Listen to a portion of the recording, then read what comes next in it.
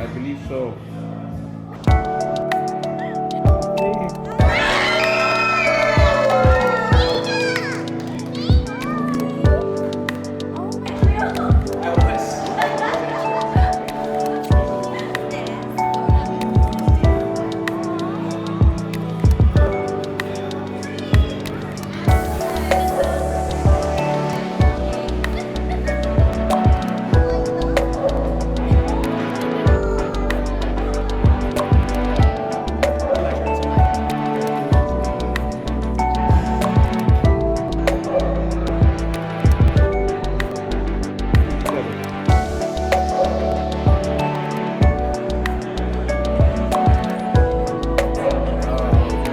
So tease first, tease first.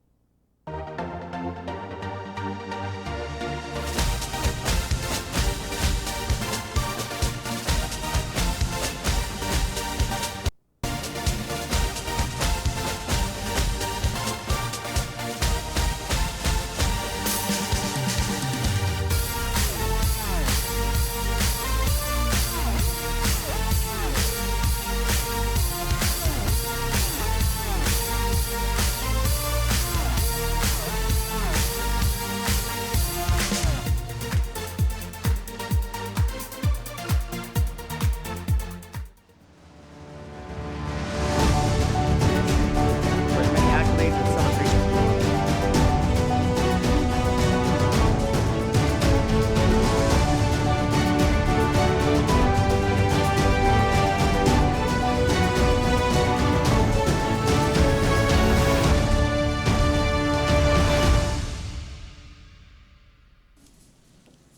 Good evening. Welcome to Kandit. It is October 10th, 2019, and I am Johnny Rosario. I'm Troy Torres, and let's just see. Tiro, Ali. I don't have the Yapese one down packed yet, all right? Anom Tang. Anom Tang. For our Chuki's viewers, they just got a good laugh out of that, and I will not explain what that means. We're just going to keep that as an inside joke between our Chuki's viewers and me. And Johnny knows too, and Eric was the one who taught us the word. And we won't say who taught Eric the word. But it's if you want to look it up, you're more than welcome to. And just know that it's a joke, and I didn't mean it. Can hang on 'em tang. Half a day and good evening, Micronesia. I'm Troy Torres. Welcome to our show tonight. Our studio's here in Tumon, Guam. It has been a very busy couple of days, the past 2 days. We just came from the Leah's, well, I'm sorry, before we get to our good stuff news. Please share and like our page. We are actually in Facebook jail again. After our numbers skyrocketed, they just put us in jail again. I'm not sure how, why, who, what, where, when, and why, but I do have a feeling it's just because people don't like our messages coming out of this office, this wonderful office. Even if it's the truth, they don't like it. We need to find that, is it Major Kidigwa? Whoever that platoon commander is at Department of Corrections, and ask her to get us out of Facebook jail. Right? Is it Major Kidigwa? Is she the platoon commander? I don't know. All I know is that it was erroneous, and if there's anyone that could get us out of Facebook jail, It's that lady. it would be her. It would be her. I'm pretty sure, because she knows all the tricks. She even forgot her password twice was the excuse. So anyway, Oh, don't forget our webpage. We're getting a lot of traffic there. Thank you so much. Thank you for sharing what we have to share with everybody. And trust me, people, we listen to everybody. Yes, we make mistakes, but our goal is to get the message out. you're talking about my mistake when I posted the NCIC information with the guy's social security I'm talking. number? No, I'm just talking about if anybody does any kind of investigation, things like that, as an escape, you would go to their last known address. Oh yeah. So I didn't think. That's me personally. I didn't think there was an issue, but maybe just the social security number. But other than that, But thank you to the woman who did call that in, and she was complaining. She was like, "Can you take out the address because don't it is, say it like that. Say it the yeah. way she said it. Say. Excuse me, Kandit News. Excuse me, but well, you guys put my brother's social security, the address for the house. He doesn't stay here anymore. It's like, man, it is busy here, sister. I'm very sorry. This is not a big deal. We can we'll black it out. We'll black it out. No problem. So, hey, sorry about that. Please like and share Angel in Disguise, ANGELNDSKIES. She's not an advertiser. We just love her. That's all. And so let's start this night off with some stories in the good stuff.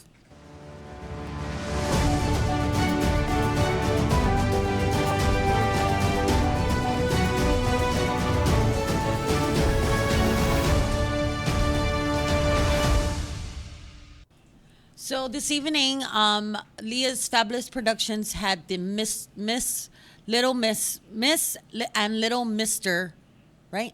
Guam, right? Yes. That's what it is. Miss and Little Mister. Well, I was there for Chai Feast, so I wasn't really paying attention to I was anything supposed to go, but of course something came up and I couldn't go. But Amy said hi, and Alicia said hi. They're asking how you're doing. thanks, guys. I'm okay. My hours are just different, I guess. But I watched it on video. I was at home watching it. Looked like a successful event. It was cool. It wasn't filled with stuffy people, you know what I'm talking about, like the Yeah. red ball kind of people. Yeah. It was just families, kids. There were a lot of kids. Yeah. I'm surprised you went.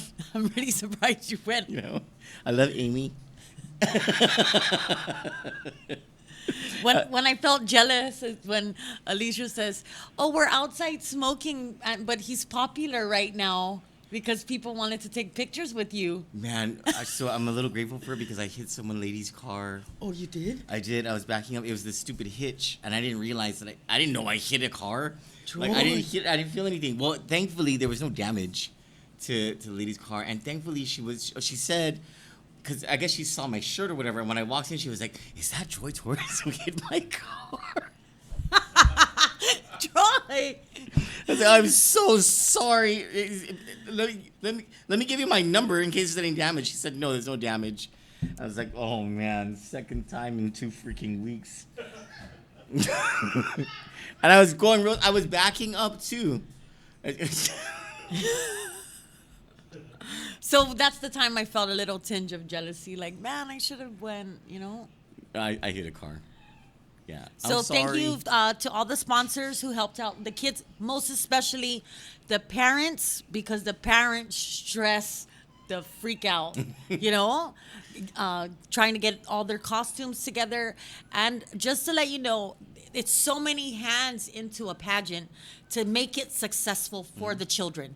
So everybody gets involved. The costumes were nice. I saw. There was this little girl. I think her last name is Kanata. I was like, "Hey, Alicia, that's your relative." And she had no idea who the girl was. So she had this. It was the casual wear, and she had this bathing suit on, but she had one of those like 1920s kind of hats. You know what I'm talking about? The big hat it's like a Lisa Vanderpump kind of hat.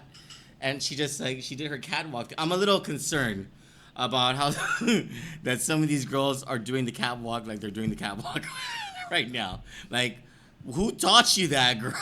It's a little too young for that.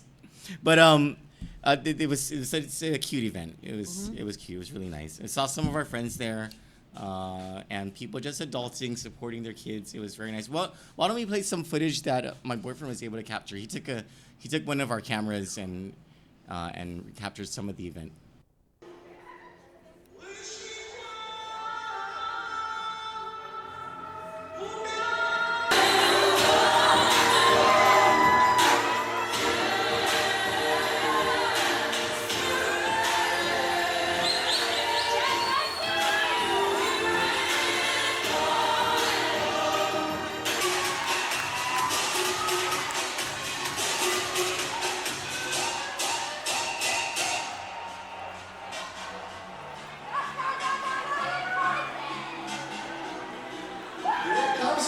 asking, but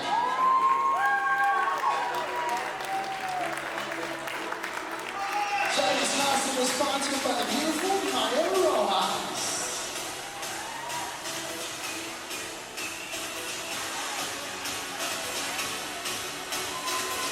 There he is.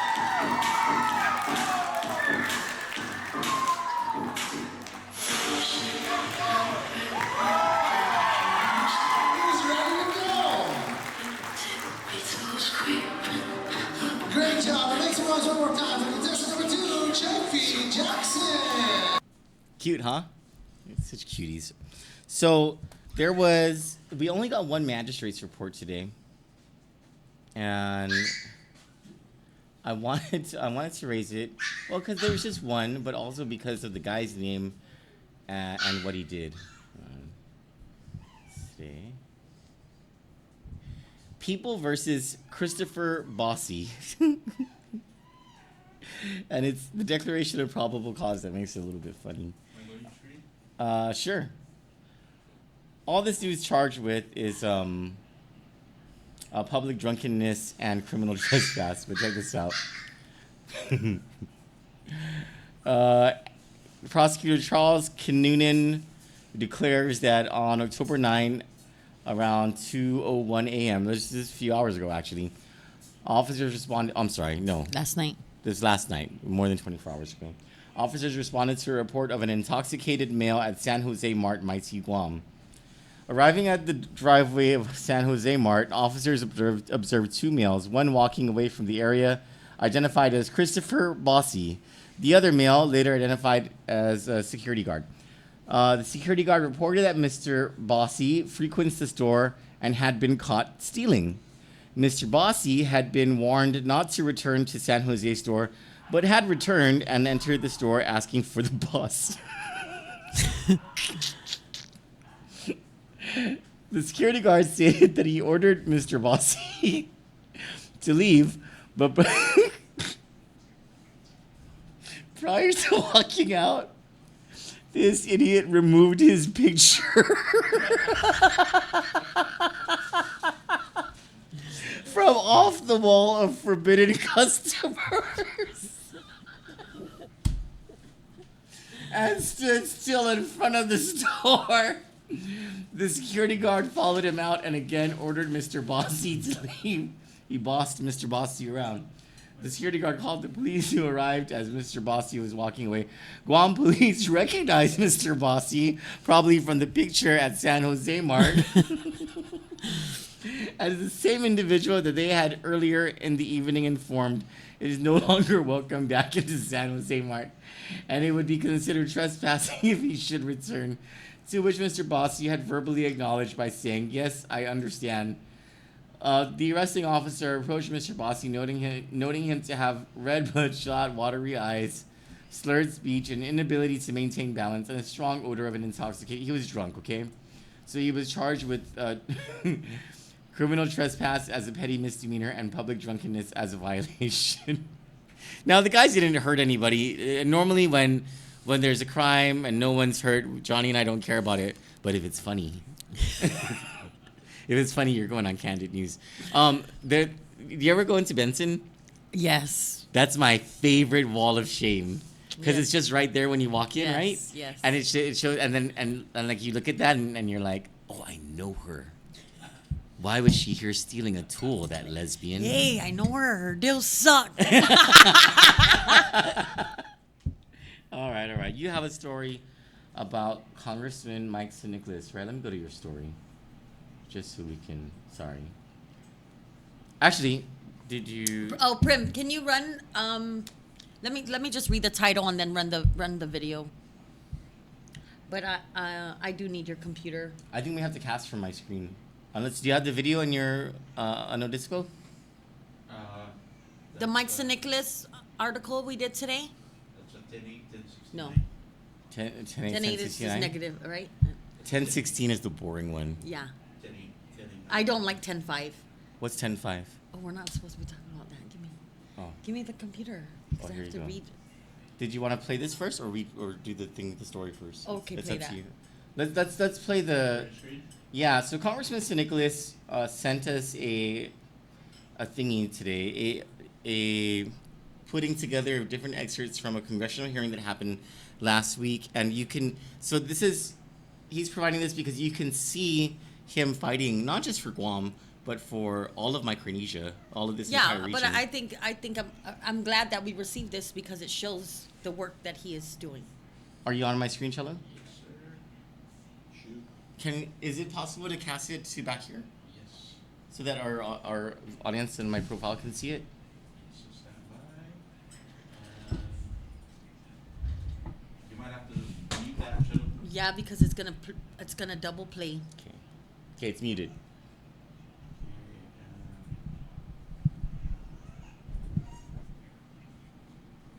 Can you hear it?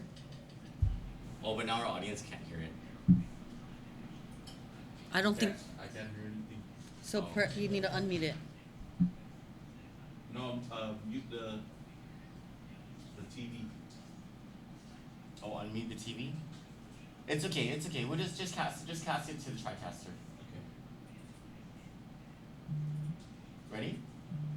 Shoot.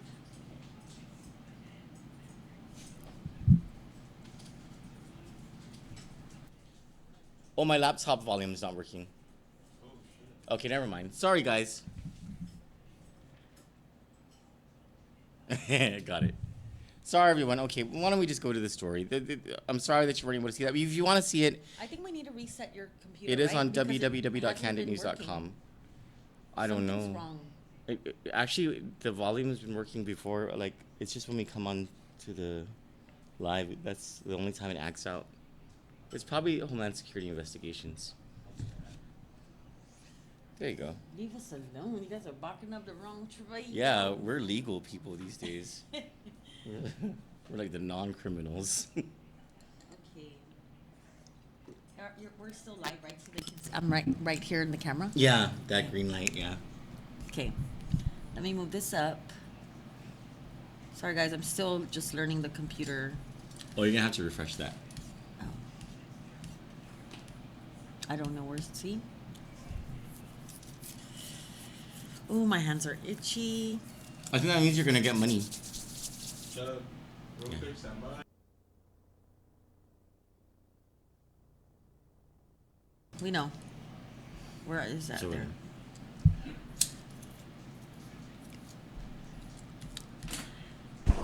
St. Nicholas fights for strengthening the U.S. commitments to Palau, FSM, and RMI. Last week in Washington, Congressman Michael St. Nicholas debated a couple of his colleagues who criticized the United States' relationship with the freely associated states of Micronesia. Mr. St. Nicholas, in 10 minutes of excerpts from congressional hearings on the compacts of free association with Palau, the Federated States of Micronesia, and the Republic of the Marshall Islands, fights for the funding that Guam, the CNMI, Hawaii, and the freely associated states need to support the American promise behind these compacts, an American foreign policy that is aided by these compacts. Assistant Secretary of Defense for Asian and Pacific Defense Robert Shriver admitted to Mr. St. Nicholas that if the compacts were to go away, U.S. Pacific Command structure and posture would be forced to change, causing significant harm to the United States. Members of Congress, one by one, yielded their time to Mr. St. Nicholas, who commanded the issue in questioning of Interior, Defense, and diplomatic officials during the hearing. The need to build the infrastructure within the FAS island nations to make their communities self-sustaining and not so reliant on American subsidies or Guam opportunities. Is that it? That's it. What? What happened, Troy? I watched these videos today. No, it had something to do with my screen. Never mind. What? It was, were you casting Cello Yes, it from was. the laptop? Oi. Is there messages coming in? No. Okay. I watched the listen, this is serious. Okay, Troy. okay. I watched these videos today, and can you believe There is $100 million in grants that they did not use. You're talking about the FAS, right? Yes. Is it specifically FSM or is it also RMI? I think FSM. Okay. And then there's another set of grants. I forget, it's called the GNEC or something. Something. So that is money. Grants are money that is there waiting. All we have to do is do the write up, get it, do the business plan, do whatever, right, to get that grant. They lost out. I don't think they lost out. I think the money's still there, but they are sitting on $100 million in grants to help Build them. infrastructure. Right. Schools, hospitals, things like that, right? Right. And so what I the found Congress that wants amazing. to do is have everyone work together Right. to Work get that money. together forever. Meanwhile, never mind. I was gonna bash someone in Washington. No, DC. and I also wanted to say, the governor went on Patty, her favorite show, of course. It's the only show she goes on. Okay. Oh, Patty wants to meet you, by the way. Oh, hi, Patty. And she says she's telling Michael Nicholas to fix it, right? Fix what? Madeline Berdalio's mistake? No, wait. He's doing that. No, she's not talking about that. She's talking about what he's doing, the communication, the HR 1365 and all of that, right? Lady, I'm here to tell you, if you are listening, and if you're not here listening, then maybe your peoples who report our pages is going to tell you this, okay? You are the one that needs to fix this. You sent Tony Babauta, the lieutenant governor, Josh Tenorio, back there behind the congressman's back to do lobbying for you and your administration, not for the people of Guam. Yeah. Instead of calling the congressman and say, hey, Josh and Tony got some free time. They're going out there to do whatever they're going to do. I want you to call them and take them and show them the ropes. I'm giving them to you to help you, to help Guam. Instead of doing that, you go behind his back and you send them over there to lobby. And it comes out of your own administration's mouth that they went there to lobby. So the only person that needs to fix anything is you. Amen, sister. Amen. I'm just learning about these politics stuff. Well, that was fast learning because that shit's on point. That's on point. Carl Borja Nelson, who comments sometimes on our stuff and watches sometimes, he makes he's not vulgar like us, but he appreciates our honesty. He made a point in the comment on that story that what the congressman is doing has a lot of value to the United States. So it's not just to Guam, the Marianas, and the rest of Micronesia, the freely associated states, and all that stuff, right? It also has great value to the United States because the United States cannot afford for the FSM, the RMI, or Palau to continue to allow so many Chinese commercial interests. Oh, happy Chinese 1010 Day, by the way. I think it's Taiwan Day. Well, I watching this, I also understood a little bit more.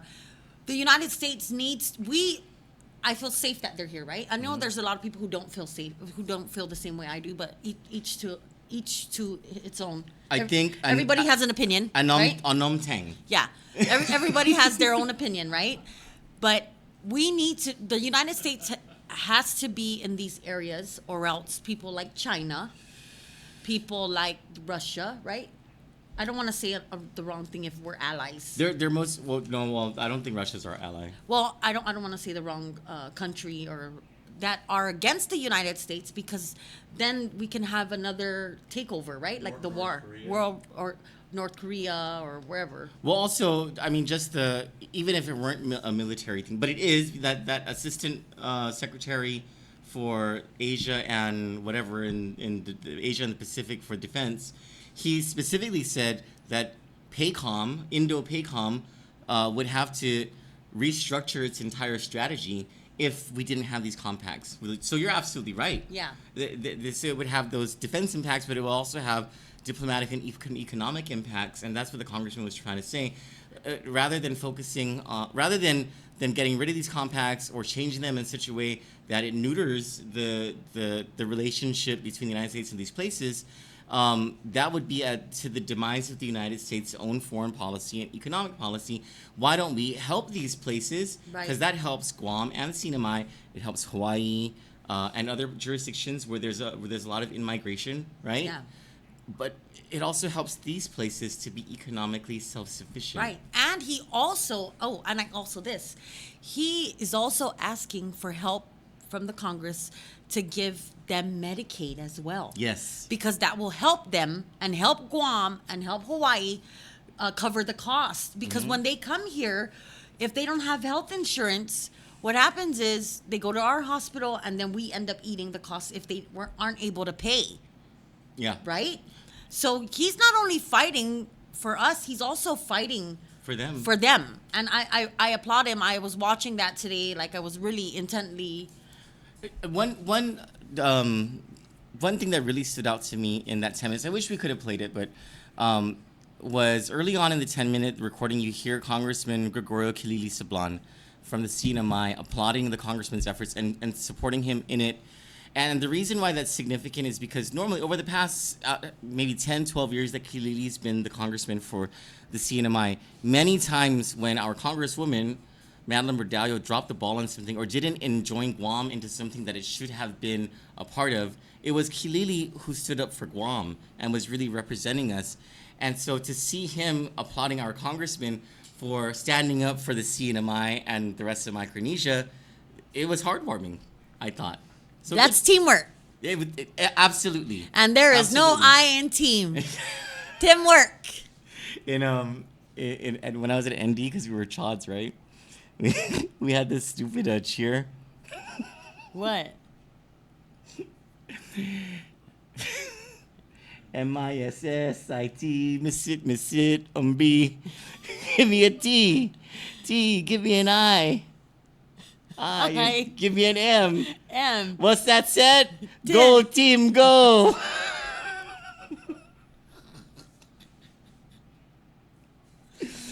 Anyways. Thank you, Congressman Sinicolas. Thank you, Thank you, Congressman Congressman Sablan. I really enjoyed watching that video today. And please, everybody, if you can go to our webpage, www.candidnews.com. You'll see the story there. Also, speaking of our brothers and sisters in Micronesia, this weekend there is the celebration of the Republic of Palau's independence, and President Tommy Ramangasa will be on Guam. Kandit will be there just for a little bit to cover some of the event, speak to my brethren. I'm from the island of Irai. No, you're from Babandao. No, I'm from Irai. Promise. The Oh, you're talking about the island. Right. That, look, listen to me, freaking sorry excuse for a Palauan. Eric, you're from Koror? from Plelu. I love Pilaliu. I've never been. Maybe one day these fine gentlemen, will take me and my family Yes, to Palau. we're gonna go to Palau. And Pilaliu's, I'm sorry, Mulakayok is the place with the monkeys, right? Pilaliu No, is that's Angar. Angar. Is it near Mulakayok? No, Munduk's and that's where the capital is. I'm gonna stop trying to be a good Palauan here. I want to 'cause go I'm- there. I want to go in a boat into the deep blue water and jump off the boat and swim. Oh, heck yeah. That's what I want. You know when they take you to the rock islands or whatever, like your host will already have like a whole party there, like of people who are barbecuing tataga. Yeah, they're making rice in the pods, those leaf pods that it's kind of salty. Yeah. Well, maybe they're boiling it in salt water, in ocean water. I don't know, but anyway, it was really good, really really good. I didn't get stoned though. But that's I was on there. my bucket list. Palau. I want to go into the deep blue water and jump off. They have dengue, but they have a good government that knows how to work around it, and so Yeah. they don't have the screwed up issues that we. When we come back, we have Guput Gubianu and the hard stories of the day.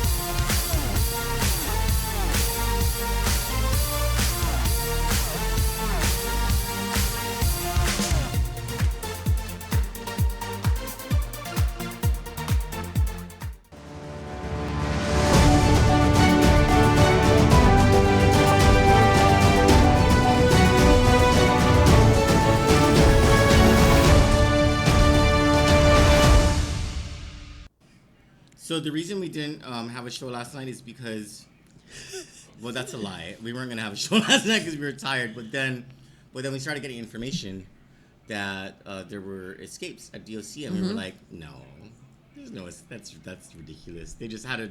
We just They're finished talking oversight. about the oversight and the Yeah. erroneous releases. And That's what they're talking about. Yeah, There's yeah. no, they didn't escape. And then someone sent us an audio of the radio transmission of the call in, the 10:55 from coming from DOC, and the woman who was hyperventilating, and the guy had to say calm down or take a breath or whatever it is that he said, and we were like, oh my god! And then we lost him, and we were awake till 3 a.m. So Kandit broke it, right? Go ahead. Sorry, I'll make you spam. At 9:10 p.m. was the last time they were seen. It was reported at 9:55 or 9:35. I don't remember. I think 9:55. It was reported that 2 people escaped from the halfway house, Johnny Del Rosario and Johnny Italic. So of course, I made fun of that. The Johnnies are escaping, and then I get a message like, "That's a sign, Johnny." Well, at first, according to the audio recording that was sent to us, that person said they escaped from maximum security. Yes. So that information came from DOC. Well, first of all, if you don't even know, if you're at DOC and you don't know where they escaped from, there was a problem. Halfway House is a home that is out on the outskirts of the department, right there, the first building. And those are the men that earn their keep to get there. They're just about to get out, so they're trying to integrate back into society. Mm-hmm. So I have no idea what in the world they were thinking, because they were just about to get out. I think some people are asking, what were they doing at the halfway house, though? Yeah, I think you have to earn that. And I believe there's a lot of instances where those 2 guys were involved and they shouldn't have been leveled out there. Johnny Del Rosario, if I'm not mistaken, is the one that escaped from prison twice before. Mm-hmm. So, Yeah. But in the oversight hearing, I mean, the operations manager did admit that their system hasn't been working for a couple of years until August, right? That one that tracks where everyone is and all their information about their incarceration, that they cannot find, that they do know that there were escapes before, but they cannot find The files. any documents. Right. And mind you, guys, the director, Samantha Brennan, just got in there. Mm-hmm. So she's working to figure it out, how to get a handle on all of this, on the handle on the prison. They're not called guards anymore. They're called correction officers. I believe the director has been sabotaged many times in the past 10 months By her underlings, right? Because they're pissed off that she's a lady, and why didn't they choose someone there? And right, I believe that Warden Borja Yeah, is me one too. of the top saboteurs. Me too. And he was so smug at the hearing, so quiet, letting Anton eat the shit. And Anton's a very Upstanding guy. yes, he knows his job. He knows what's going on. He's the one, and he still took the bullet for it. and yeah.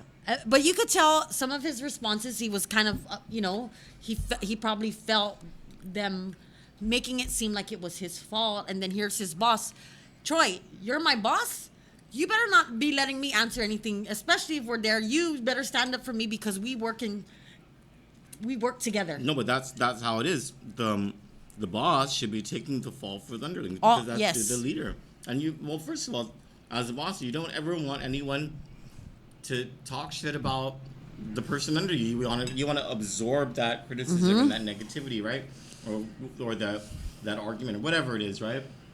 But poor Anton, and from mistakes that were made like outside of his purview, that obviously I could tell that guy wanted to say a whole lot more about things that he does not agree with at the Department of Corrections. That he probably has said, we need to change this, we need to change this, or else this will happen.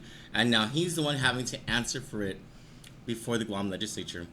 And boy, did they get some answers. Vice Speaker Talina Nelson, that's our girl. That's our girl. You know, I love how if I was in her seat, and that's why I'm not in her seat, I would have jumped over that table. Like, and she so calmly, so peacefully got answers out of them.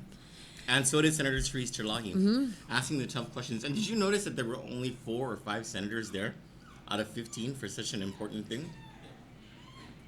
It was James Moylan, Therese Terlahi, Talina Nelson. The speaker was there for a little while. And Auntie Tina. She left questions. She left 9 questions to be asked. Yes, and then Shelton.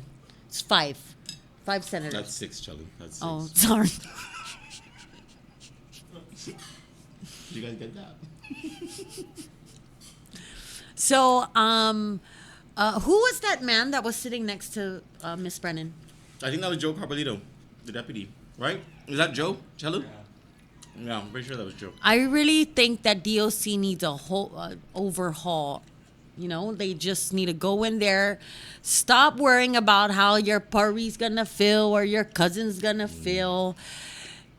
If they get in there, get the management right, and then they talk about funding. They complain about funding, but if they did the programs right, you know, there's farms there. They can be farming. They can be doing things the men in there are so, this is from the jail. Men in there are so talented. They can be doing things to make money for the department, for themselves. You know, like they need to get a model from off island. Use their model, their business model, or however, you know. On those government computers that obviously some of them had locked out their passwords. I've been in there. I've been incarcerated. I'm pretty sure it's a lot worse. But they really need to get in there and fix it. Never mind how one feels. The system is not working. Wake up, people. Change it. And if the system isn't working because you keep on doing 1, 2, 3, 4, and 5, and then the number 6 says go back to number 1, and it ain't working, you need to change it. I have an idea. Well, it's not actually my idea. It's not even a novel concept. Okay. The funding you were talking about, they need to write a letter to Joint Mayor Jesse Blas because he obviously knows where to find $15,000. I'm just hashtag, just saying. Hey guys. So with the escapes, they could have. When you're in the halfway house, you're supposed to be a trusted. That is weird. If Johnny Del Rosario had 2 escapes under his belt, why would he ever be allowed to be housed at the halfway unit? That doesn't make sense to me. Don't make sense to a lot of people. Kandit, I have to be, just to let everybody know, since this escape, people have been messaging us to look into certain things. The halfway house, in order to receive grants, they're not supposed to be within the jail. It's supposed to be in a whole different facility, right? Right. So maybe they're losing a lot of money because they're really not they can't qualify for certain grants because the housing unit's in the jail. In the jail area. They used to be on a different campus. They used to be in Tizen. Yeah. What else? What else did we get? There's, I think, the halfway house is not supposed to have lifers. People who are... Yeah, because, come on, that's... Remember that? Right? Remember that lifer Ton Duenas or something, and he was answering the phone at the director's office. Yeah, hello. yeah. And then when I went to jail, and you have to go sign there's like this board you have to fill out, and then they take your picture with the board, your name. He was the one walking around with his pen and and his own clipboard, and he was acting like I honestly thought he was an officer. It was so dumb. It was dumb. And then when I found out He's not an officer. He's an inmate. I'm like, what the fuck? Is he a nice guy? No, Oh, he's a jerk. he is a jerk. Super jerk. Were we ever contacted today about the fur ball? Are they Snoopy? Of course not. No. That's Paul Pal. We will never be contacted for anything, Jello. They do Ugly not ass like us. motherfucker. It's okay, Cello. At least we're not ugly. So he sent us like a little like morsel of with that Email? press release. Oh yeah. That's just probably to appease the chief, right? Or he doesn't realize that our email's on it. No, it says right there, Candid News Group. It's sent directly to us? There's only 4 people it was sent to. Oh, maybe The to appease the chief. Maybe the Yeah. chief is like, we really don't need those guys to be calling down here. Or coming here. Because you're going to get it, boy. Oh, we're still due to come there. I wanted to go Yes. there yesterday, I think. But tomorrow we have a... We're gonna be we right have next an door. we have an interview tomorrow at So 1. we're going to GPD tomorrow. Yes, after yes. that or before that? Yeah, Probably after already that. have my outfit ready. What color? Going. 1 p.m. Cello? We have to be there at 1. It's in the chat. in Tidsin. Oh, I gotta read my chat. Remember with I was in the restroom Oh, and I right, will right. tell you it was mutung po sadang. That one, Cello, that's my favorite. Right, That's my It favorite. really sounds so stinky. right. Dude, she's one of my favorite people in the world. She is one. You guys will. We're gonna have an interview with 3 people tomorrow. One of them, one of my favorite people in the world. You're gonna love her. Okay, Yeah. I can't wait to meet. I like think meeting everyone people. knows who she is, right? So it's a cool interview that we have tomorrow, and we're very grateful for it. And we'll go live for the interview as well. In other criminal news, I mean, I guess we've belabored the point enough about the whole the FBI agent who said that someone was getting paid or someone was bribing Jesse Blas to use his influence with high-level officials at DOC This to have prisoners released, is right? the backstory on this thing. This is the buzz that's out on the street. This was the buzz that I could recall. This is the buzz. Okay. According to sources, Jesse Blas was the go-to guy if you had a warrant for your arrest, if you were incarcerated. Warrant for your arrest, I believe, was $5,000. So if there was a warrant out for your arrest, you pay the $5,000, you go down to probation, and they you go. let you go. They don't report you to the judge, or they don't write up the They report or whatever. yeah, the warrant gets removed from that. There's 2 people who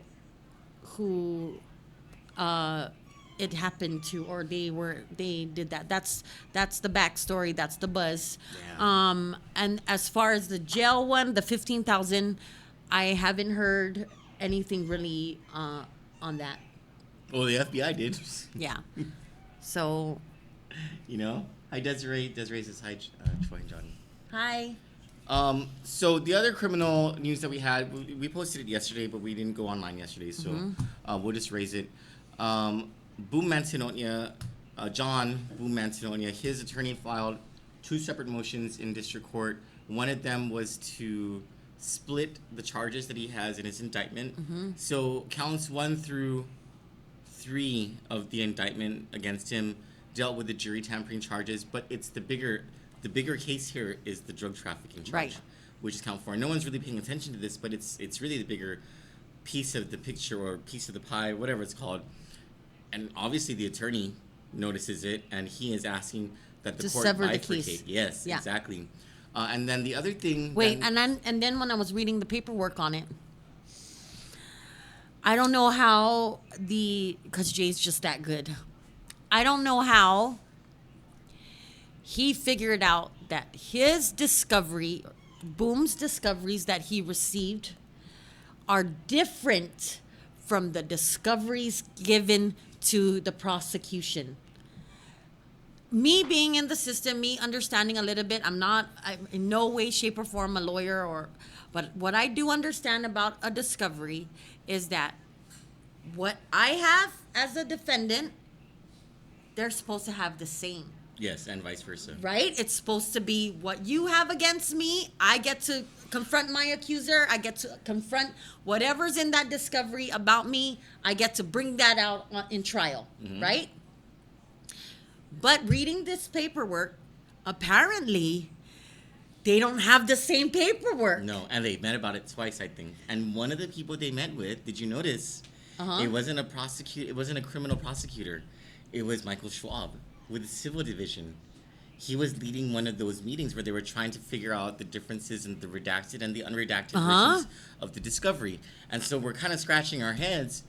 Why is a civil attorney in the U.S. Attorney's Office involved in this case? You And think it's they're not gonna a fuck this case up, Troy? I don't know. I have no idea what's going on. We're wondering, is the Coast Guard involved because he has Coast Guard experience? But even at that, he's a civil guy. What's the civil dude doing in the criminal case? It is a very peculiar case. We're still trying to figure it out. But what we do know about this case is it's number one. Jesse Blas is number two. This one is number one in that massive FBI federal investigation into public and police corruption, and Boom Antonio was the first to go down. There were informants and all this stuff, and best that we don't talk about that point too much because we don't want to screw up any investigations that might be taking place or that are taking place. But then one thing leads to another, and then all of a sudden you got this Jesse Blas thing. And the timing of everything, when you look at all these documents, it's not a coincidence. This Jesse Blas thing stems back to November. And November is when Boom Antonio, the wiretaps on him started. Yeah. Yeah. So, anywho, that's the Boom Antonio thing. And then another criminal news in district court is Jacob Kidigwa. Right. His plea agreement was unsealed this past week. Jacob Kidigwa in 2017, I want to say it was October 17, 2017, if I'm not mistaken. I know I'm probably mistaken. That's probably a different date. Sometime in 2017, Jacob Kidigwa went to pick up a package, and there was already a warrant issued for that package the day before. The federal investigators followed him. He tried to toss out the tracker because he opened the package in the truck that he was in. And then, anyway, so they catch him, and he immediately tells investigators that he was receiving these packages for a man named Louis Hukuk, who has since passed away while in custody at the Department of Corrections. I believe he died last year. He said he was receiving packages for Louis Hukuk, would be paid $5,000 each time he received a package. And so Mr. Kidigwa was facing life in prison. That was the maximum term for the charges against him. And so they leaned on him. Prosecutors leaned on him, and he pled out and agreed to testify against anyone who he has any knowledge of a criminal enterprise. Right. It's not just his co-defendants, if he has co-defendants. This one is like a general thing where When you basically plead out in the federal government, it's very, very different from local government. Okay? When you plead out, you sit there, you sign your plea agreement, you make an appointment with the DEA, your attorney, and the prosecution. You make that appointment, you go to your attorney's office or wherever you guys are going to meet. You sit there, and in your plea agreement, you agree to tell your story, your whole story. They sit there with you, and you tell them everything. Who, what, where, when, the dates, everything. That's why they come up with, they helped, but they only helped with historical information.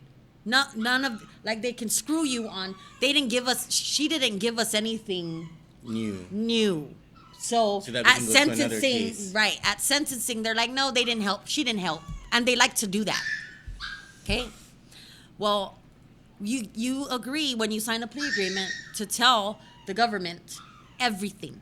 Okay? Now, when the government takes your statement and then they do their investigation into that statement and they find out that you left somebody out, that you left something out, that you lied about this or lied about that, it is in your plea agreement that they get to take it back. Yeah, and charge you More. Yeah, because your Fifth Amendment, whatever, went out the door when you Right. signed the plea agreement, because it's contract, right? You're saying, We'll do this for you. We will try to do this for you if you do this for us." And part of Jacob Kidigwa's contract is the stipulation that he has to testify in open court and provide information about any criminal enterprise that he's aware of that investigators ask him about. So that's all for that. Some great news. The title of the show is "The Faces of Justice." We talked about the MSN thing already, the Mike Nicholas thing, which was justice for Micronesia. But now we're gonna get into some faces of justice, and let's start with it's yours, Chilla. Michael Lebowski. I mean, Mr. Lebowski. Mr. Lebowski. Yeah. Let me move this. Let's start with Asher Dean Lebowski, and then we'll move on after that to the Port 7. Where's our...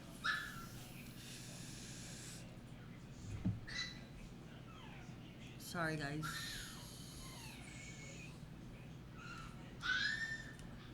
Asher. Oh, Chai-Fee Jackson won Little Mr. LFP, Little Mr. Leah's Fabulous Productions. Congratulations, Chai-Fee. And Cool. congratulations to all the contestants and those who won titles tonight.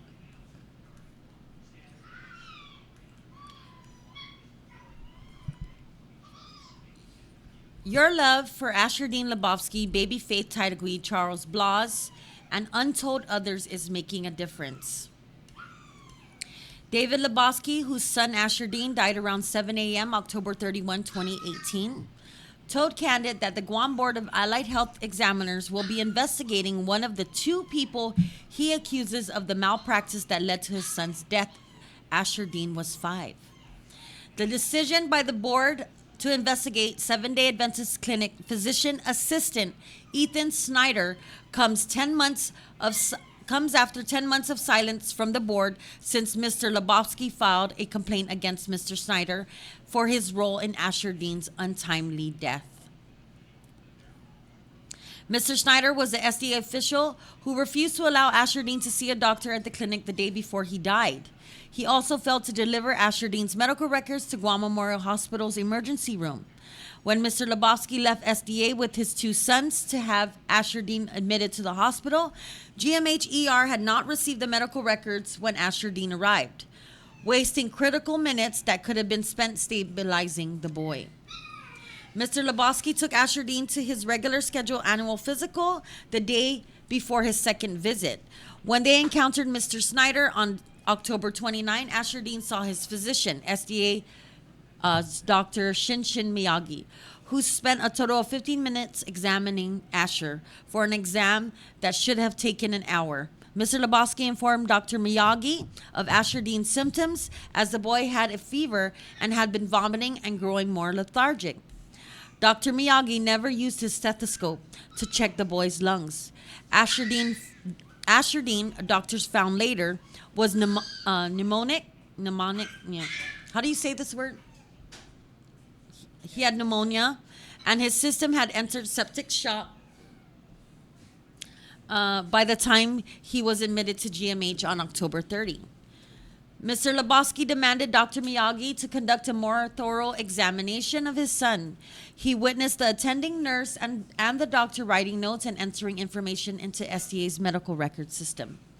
When Asher Dean's condition worsened the next day, and Mr. Lebowski brought him and Asher's older brother back to SDA, it was Mr. Snyder who came to the lobby area of the clinic to meet the Lebowskis.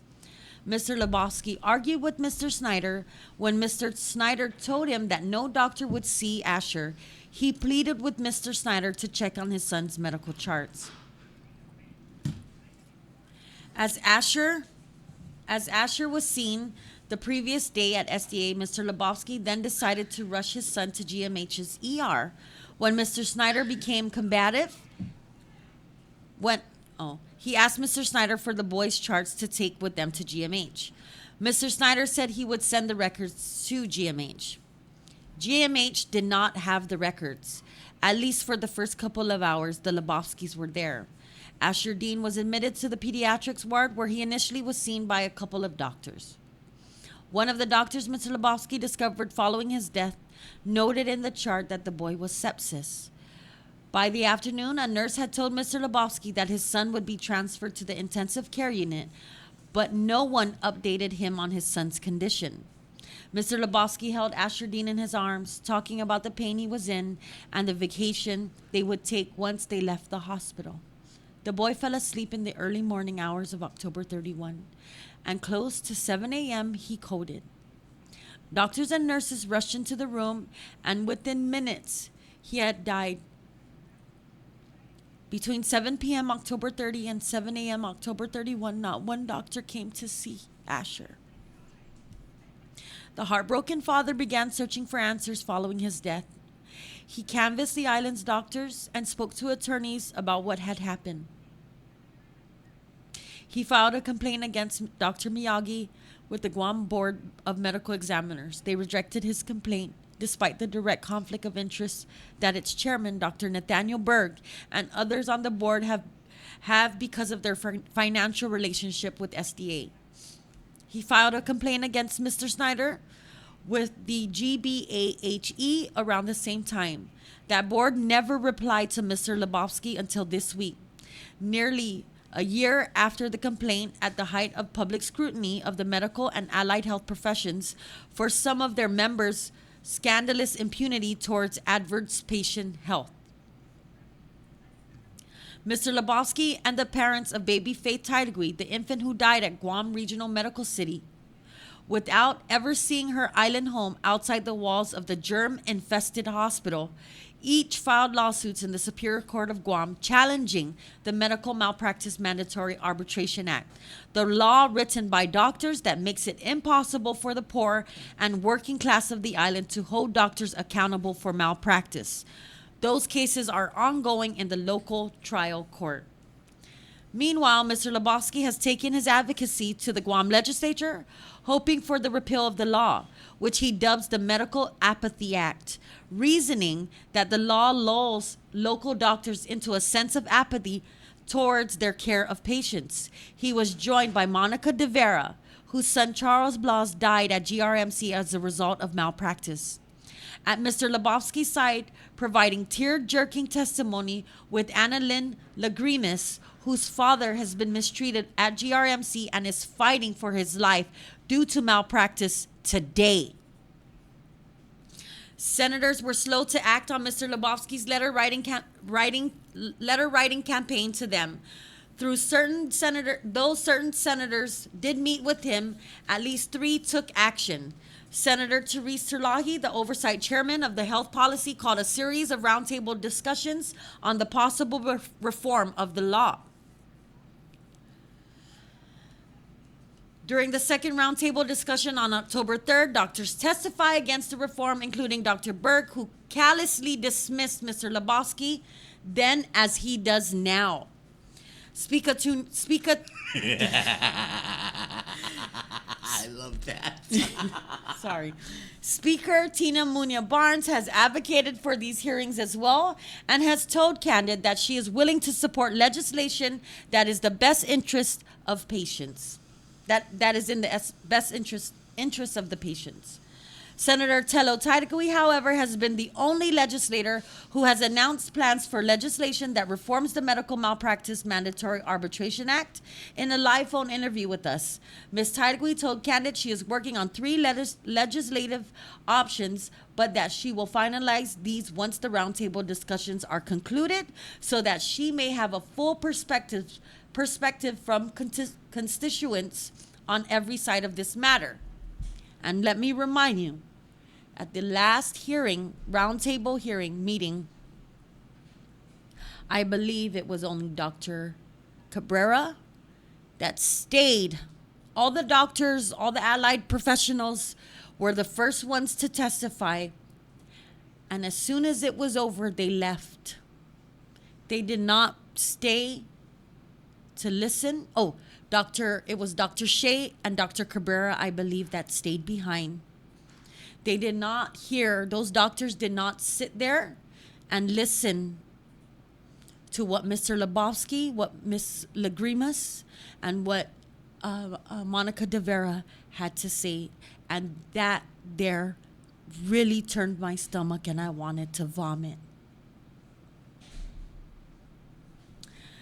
Meanwhile, with the start of the investigations into Mr. Snyder comes a process of fact-finding, hearings on the merits of the case, and public scrutiny into the practices of patient care, not just as SDA clinic, but every clinic of care throughout the island. This is a victory for the people of Guam. Mr. Lebowski isn't doing this for himself. No amount of his advocacy can ever bring back Asher Dean into his life. In his own words, he's doing this to spare another parent's grief over the heart-wrenching loss of a child, a nightmare he lives with each day that goes by. The tremendous support of thousands he has received along this journey not only has been heartwarming to the grieving father, it is working to make a difference. Asher Dean's body may have gone, but he can never die while all of us think of him. The inspiration behind a movement to end the greed and power that bad doctors have over our lives. Nice article, Cello. It's your article. It's I just want to read the letter. We're allowed to read this letter that was sent to Mr. Lebowski from the Board of Allied Health. From the Board of Allied Health, right? Yeah. Okay. This is dated October 4, 2019, to Mr. David Lebowski. Dear Mr. Lebowski, to begin, please accept the board's most sincere condolences on the loss of your son Asher. This board apologizes for not moving your complaint more expeditiously. Board member Ray Tahaji, PA-C, representing physician assistants, was on military assignments for the past months. He will be reviewing your case and render a recommendation to the board as soon as possible. In the meantime, while studying the SDA medical records of Asher Dean submitted by you, we noticed that there were handwritten notes on those 3 pages of urgent care note by Ethan Seth Snyder, dated 1/1/2018. If these handwritten notations were written by you, please provide the board detailed explanation of your notes in correspondence to the sections thereof. A copy of the urgent care note documented submitted by you is attached. Your response in writing is greatly appreciated. Very sincerely, Mammy C. Balahaja. Chair.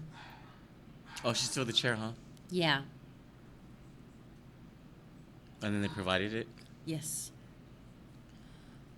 So it's still, of course, it's still a sad story because the boy died and because Asher other died. people have died. A lot of people have died. We've since this roundtable, Canada has also received messages from women that were not. They had a botched. They were mutilated. Yeah, at surgery at the hospital. It was a C-section, right? Yeah, you read that? Yeah. Guys, if you went through it, even if the statute of limitations has passed, I really think that we all need to come together and let's speak up. Let's go to the next hearing. Let's follow David Lebowski's lead. I know some of you don't want to relive it. Some of you, at the time that it happened, you just want to get back to normal. You wanted to walk again. You wanted to. But the more voices that get out there and stand behind Mr. Lebowski and Monica and Baby Faith, I really think that there's going to be change. Guam is changing. We're so used to being stepped on and to shut us up. Let's speak up. Let's get this changed. And this is our island. We could take it back and fix it ourselves. And it's working. Mr. Lebowski never gave up all these months, and now he's getting a hearing. This is the first time they've communicated with him. It's working, you guys. What you're doing is working. You're speaking up. You're sending thoughts and prayers. You're having conversations about these things with your families and your friends and at work. So obviously, the people in power don't feel like they have a choice but to entertain this now. So guys, we can change.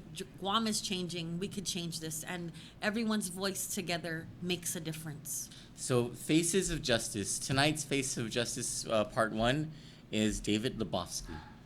And I know he would rather put his son's face up there. And every day I pray for Ashley Dean Lebowski. I know she prays for Ashley I always Dean watch Lebowski. him, his beautiful smile, and I want to bite him. I want to smell him. He's such a cute boy.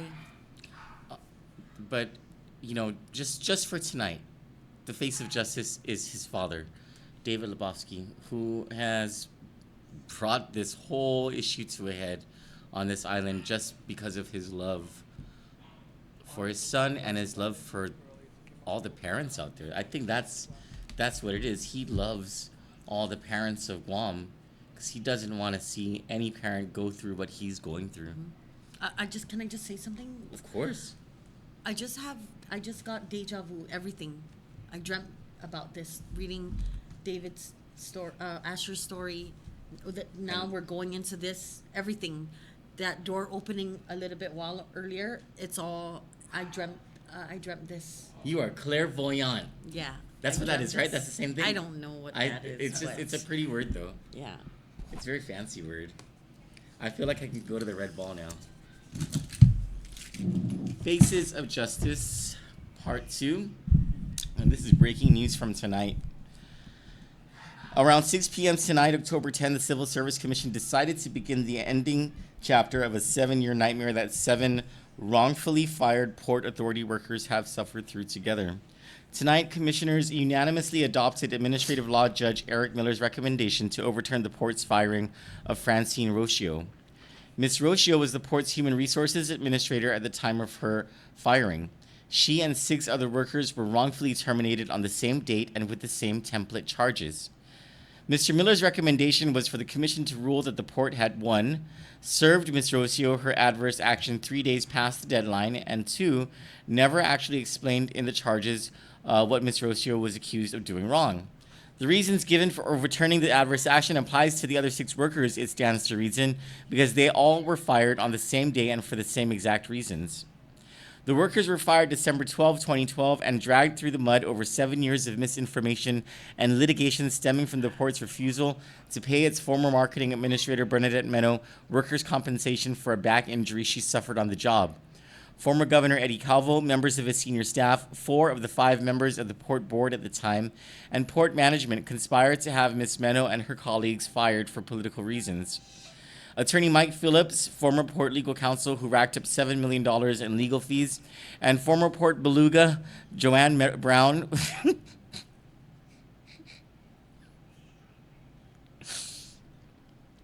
who received 11 illegal pay raises during her tenure as general manager, led the operation against Ms. Meno and her colleagues. Interestingly, the 7 were co-workers who hardly saw each other outside the office when they worked together. Now they are inseparable friends who have banded together and endured unprecedented odds against them. The federal government is investigating this matter. So the first thing I want to say about this is when I wrote this story, I was in a rush. I was on the way to the pageant, and hi. I want to talk about this. Sorry, guys, I was warming up my coffee. And it's not just the Port 7. It's more like the Port 9. Mm-hmm. Because Senator Mary Torres. Mm-hmm. Mm-hmm. She was wronged, and so was Shelley Gibson, the 5th board member. Mm-hmm. Out of the 5-member board. She was the only one who dissented. Yeah, spoke up. Yeah. Said something. Yeah, and she was punished for it. Mm-hmm. And her brother was treated wrong. Her son was treated wrong. A lot of bad things were happening to Shelley Gibson as well. But these 7 port workers who are at the heart of this, and especially Bernadette Meno and Vivian Leon, they were crucified by the Calvo administration. It was nearly as bad as Joanne Brown sitting on them. Do you think that when the Governor Calvo goes before the Lord, he's gonna have to answer to those things, to what he did to them? We all have to answer for whatever. But What do you think he's gonna tell? Wait. What do you think he's gonna tell? I think St. Peter's gonna press the button. Listen here. Peter, God. I'm sorry. I've met a couple of these women. Beautiful women. They're very humble. They're very they're strong. They seek refuge in each other. Yeah. I found that very very humbling, you know. Especially what they've gone through. And some of them had the opportunity to reverse everything that was done to them. Some of them had the opportunity to not be fired at all, If they just went along with to the get plan, pay raises. right? Yeah, and they said no, I cannot sign that. That's lying. That's a false document. Mike Phillips and what's her name from SeaWorld? Oh, they're not gone, guys. They're still trying to get this person and talk to this person and give this person this so that they can sabotage what justice is. Because right now, this is justice. This is happening in your face. They also have to be worried about the federal investigation. Well, you know what? Keep doing what you're doing, Mike Phillips and Joe Man Brown and whatever, Ooga Beluga, whatever your name is. Keep doing what you're doing. Keep calling the radio station. Keep on, because there's nothing that's holding back justice anymore. After tonight, Right? it's Right? amazing. It's amazing. We have another face of justice, but we're gonna hold that story for tomorrow because it's a Dr. Kozui Shimabukuro. Because it's just a coincidence that that Fire GMH series that we have.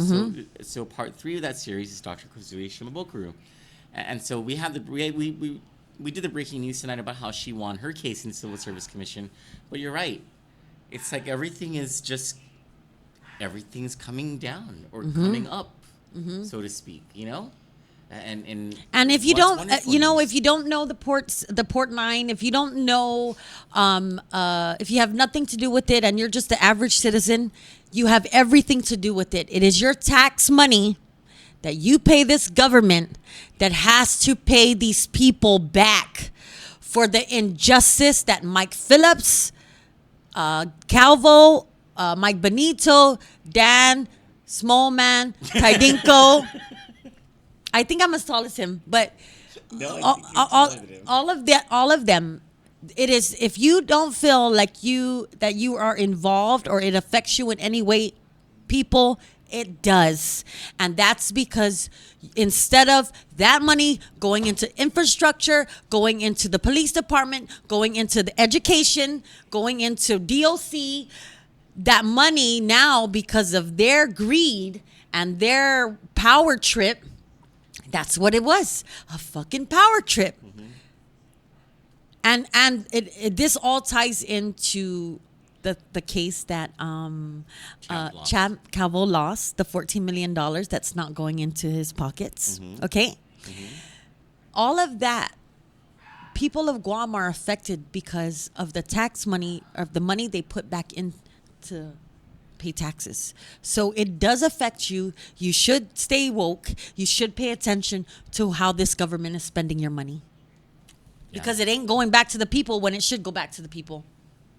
So this thing's almost over now, because as the article says, what applies You guys to are up Francine Shet Rocio, Creek without a paddle. Up Shet Creek without a paddle. what applies to Francine Rocio Applies now to applies everybody the other ones. else. Yeah, because their adverse actions were written the same way and issued on the same date, and the reasons were given had everything to do with the date and the language of the adverse actions. So the administrative law judge, I don't know what the process is next.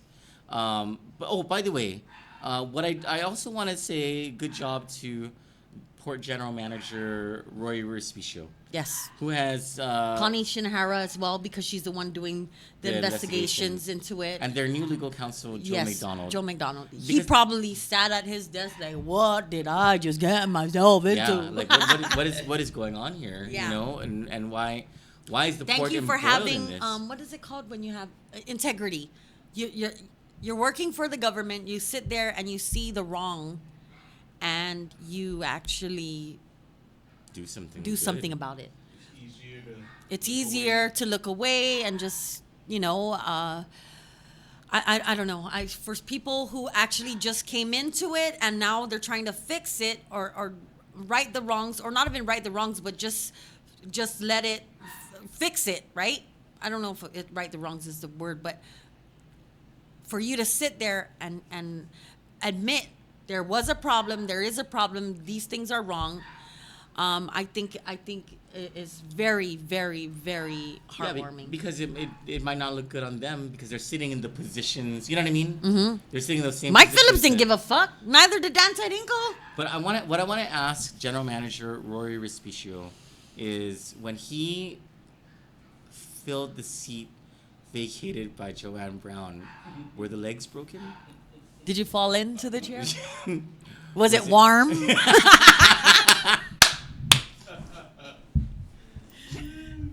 Just kidding.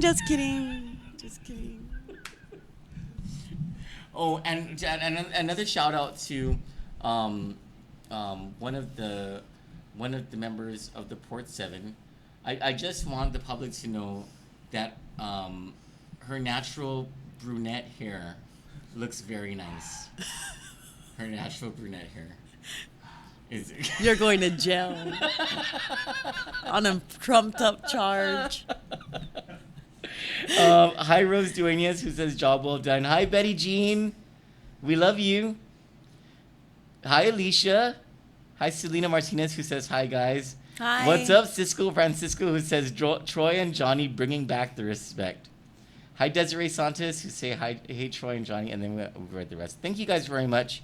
Well, actually, Next hearing for arbitration roundtable is November 7th at 2 p.m. That was rescheduled, right? Because of the Hajibis. Oh, P.S. We looked at the weather. I'm sorry. Barbara Brown looked at the weather thing Barbara Panty Down Brown. this morning and did not find any formations to the east of us. But that was this morning. I don't know what this afternoon looks like. Hold the line. Let me just open this for the comments. Hold your line. Oh, shit. There's comments here.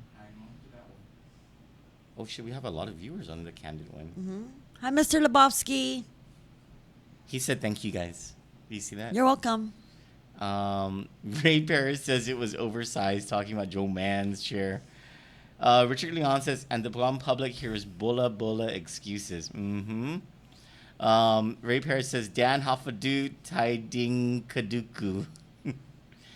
Richard Leon always brings this up, and it's a damn good point to remind people about that arbitration panel that awarded all that money to Champ Calvo.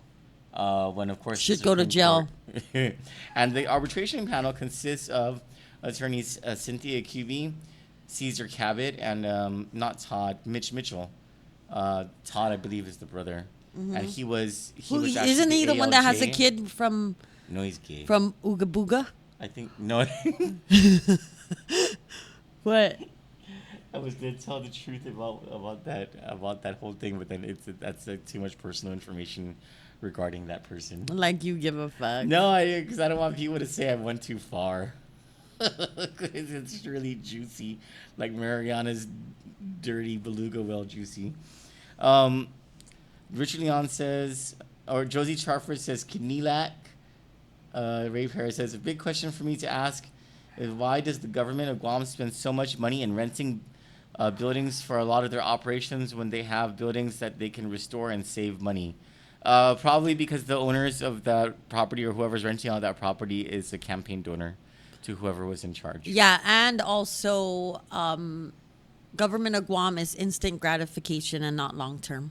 Yeah. Ray Paris says, especially the rent that they pay for the Reverend Tax building per year, which is how much? That is, if I'm not mistaken, that's owned by a rich businessman or a rich corporation in Saipan, if I'm not mistaken. Tammy Jean Walter says, and who takes the $5,000? I think this was the thing about to get out of probation. The marshals. That's the story. Don't quote me. I'm not sure if. Apparently, it was given to the mayor, and then the mayor is the one who handles whatever. I forgot one important thing about the Port 7 case. Chairman Louis Baza. He's a new chairman? No, I think he's been the chairman in the beginning of this whole thing. Back in 2012, he was ruling in favor of the Port 7 and then the stall happened or whatever, then he recused himself. And he never said why he recused himself, but tonight he said that he doesn't need to recuse himself anymore because he no longer works for LSG. LSG is the contractor that provides the food for Mount Carmel. So all those years that he was recusing himself, It's because of most Mike likely Phillips. Because Mike Phillips was holding a gun to his head. Hanging his paycheck over him, Exactly. And now he said he no longer needs to recuse himself because he no longer works for LSG. Rosalind and Michael Cruz say, where do monies confiscated from a drug bust go? Oh my God, check Chris Champion, Sangto, Keon Pangilinan, Joey Uggan, Kylie Maurer, Eugene E. Gross, who, with all that money he's stolen from all the drug people, could never at least get some plastic surgery done, okay? Or to get rid of his dig-do. But that's where that money freaking goes. Not all of it. Some of it goes into the evidence locker. Can it be used for a good cause? House or feed the homeless, help the needy families, children, etc.? It absolutely can, our auntie from another auntie, but the senators and the governor, they're not thinking about that. They're not thinking about that at all. Our Chelu, Eric says, I think they pocketed it. Nadine Bam says it was all a ploy. Oh shit, every time there's a comment, it goes up. Carita LG says Discovery is bait stamped. Each page is numbered and referenced in the transmitting covers to all parties. Bait stamped. Yes. Destiny Farnham says, I'm late, but I'm here. Good evening, Kandit Familia. Good evening. Richard says, and the Guam public hears the excuses given by the Gura board. Oh, that's right. There was a thing today. It was an honest mistake. Excuse the Guam public that the senators confirmed these peoples for their intelligence, integrity, moral, so-called experience, etc. Connect the dots. Someone must be ignorant, and the party connections and Familia name politics handbooks steps again into the light. Yes. Jason Gumatata says, can you guys let the dog out again? We did. Ray Perez says, Lustima, they were buildings from the property in Tizen that was given back from the military, and what did they do? Destroy it when all they had to do was subcontract to renovate it. Actually, they had to mow that down because of the... they had to condemn that, and they had to break all of them down because they had to build the Tizen Parkway. That was the original deal in the return of the land that the government of Guam actually abrogated, and we were going to lose the land if that didn't happen. Ray Perez says the puppy wants to play. No, the puppy wants to terrorize me. Richard Leon says, and little Lou LG called out Ray's gun grabber Tenorio. I live here, Ray. Collect the taxes, Ray. I am a Tamoru. Faye Berry says, justice for Asher Dean Lebowski. Carl Bloss says, very sad. This is your story about Asher Dean. Ray Paris says, why do they call buildings buildings when they are already built? Oh, I never thought about that. You ever thought about that? Never wanted to think about that? I've never thought about that. Nadine Bomba says... Who Ray said that? Yeah, Ray Paris. Ray, when we sit down and we make nonsense into sense, we'll figure it out. Ray, I have one question. Is it indica or sativa? Nadine Mama says medical world is just as fucked up as the government, and sometimes even more. Ray Paris says, why is it called apartments when they are together? Shouldn't it be called togetherments?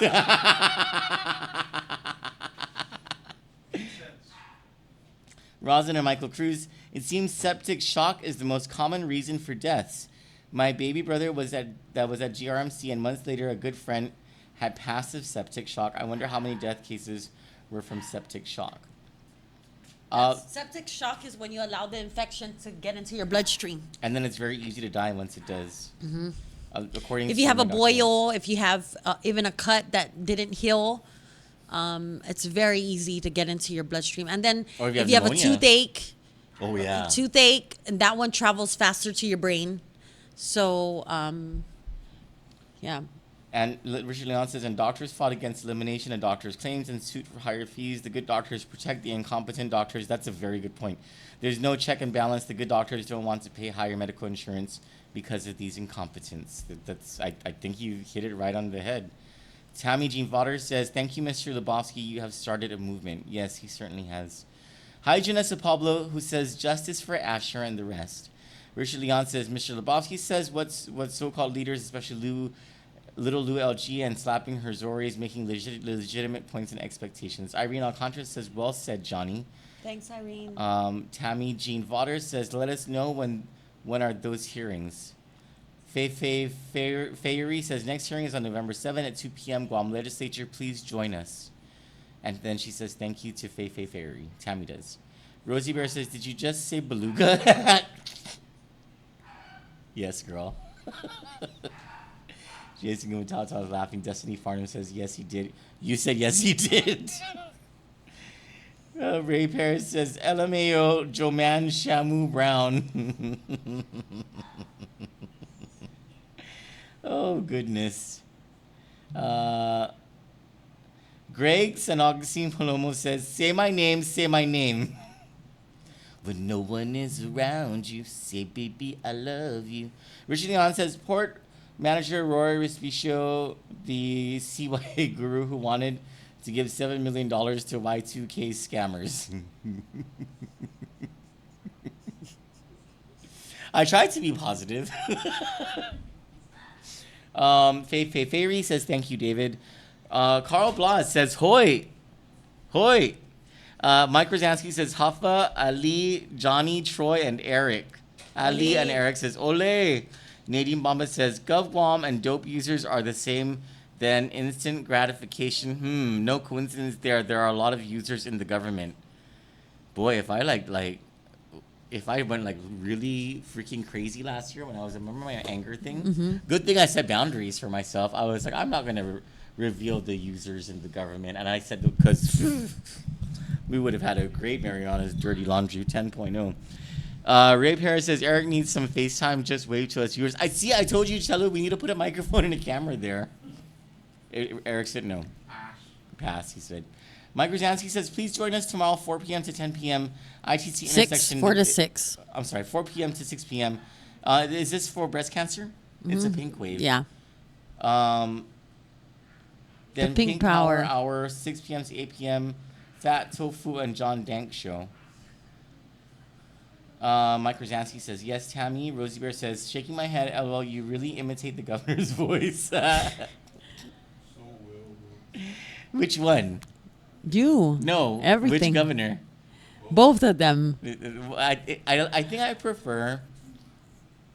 I think I get a bigger kick out of imitating Lulian Guerrero. No, that's not true. She's just, her voice is irritating. I get a bigger kick out of imitating Eddie Cabo, I think. Because of that lisp. Because sometimes it's such a strong lisp that it's not easy for me to catch every single S or S sounding thing. I'll miss some of them. And then sometimes when the words, if it's a whole sentence of, ethics. Yeah. That was kind of adorable, though. Eddie Cabo's nerdy ass or dorky ass laugh. You can tell when Troy's having a good time when he laughs because he farts. We got video of it, too. True story. It sounds like a knock. Ray Paris says, good night, Candid Familia. Rosie Bear says she's dying. Hi, Janessa Pablo.